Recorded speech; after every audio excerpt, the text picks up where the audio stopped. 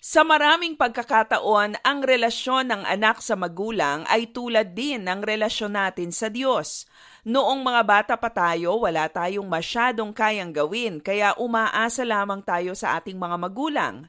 They trained us to be independent so that we can stand on our own, makapag-aral ng maayos, makapagtrabaho, at magkaroon ng sarili nating pamilya. With the Lord, while He wants us to live our lives to the fullest, He teaches us to always depend on Him. Kahit na sa pagtatrabaho at pagnenegosyo mo, ang susi ng makabuluhan at matagumpay na buhay ay ang lubos na pagtitiwala sa Diyos. So, depend on God. Magandang araw, ako si Maloy Malibiran sa Lumbides para sa Pro Tips. Naalala ko noong una pa lamang akong nagmamaneho, laman ng aking prayer request sa mga kaibigan ang proteksyon at kaligtasan sa pagbabiyahe. Noong natuto na ako, minsan ay nakalilimutan ko ng ipanalangin ang ligtas na paglalakbay. It is easy to forget to depend on the Lord when we think that we can do things on our own. Ang paalala sa atin sa Proverbs chapter 3 verses 5 to 6, trust in the Lord with all your heart and lean not on your own understanding. In all your ways submit to Him and He will make your path straight.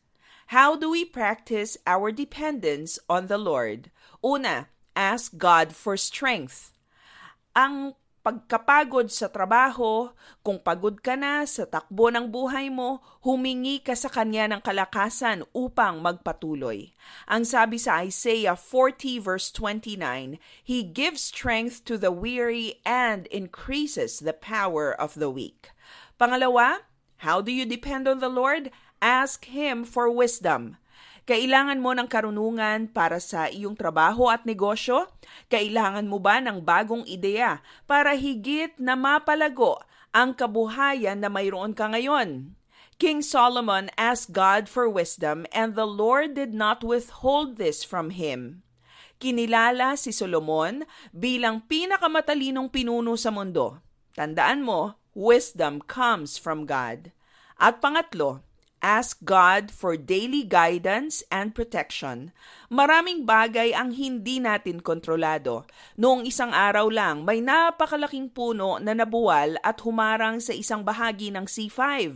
Naantala ang traffic. Mabuti na lamang at walang sasakyan na nabagsakan ng puno. Sino ba naman ang makaalam kung may punong mabubuwal, truck na mahuhulog sa tulay o sasakyang mawawala ng preno? We may not be able to predict these, but God knows everything even before they take place. Kaya sa Kanya tayo magtiwala para sa direksyon ng ating buhay at proteksyon sa araw-araw. Many people trust in powerful connections, what they know and what they have.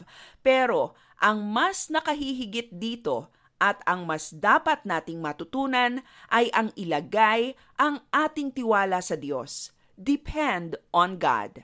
Para sa Pro Tips, ako si Maloy Malibiran sa Lumbides. Be a blessing in the workplace today.